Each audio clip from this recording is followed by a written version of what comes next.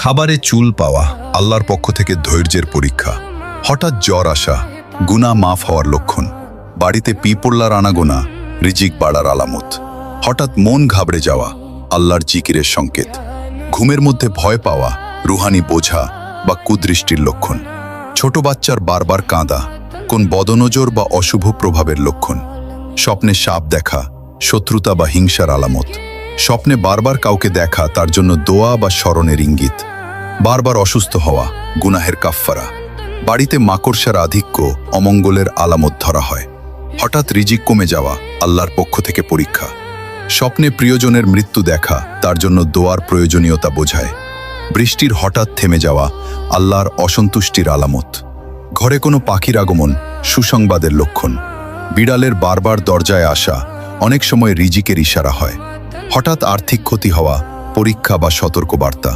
ঘরে বারবার bulb fuse হওয়া বা নিভে যাওয়া বরকত কমে যাওয়ার আলামত।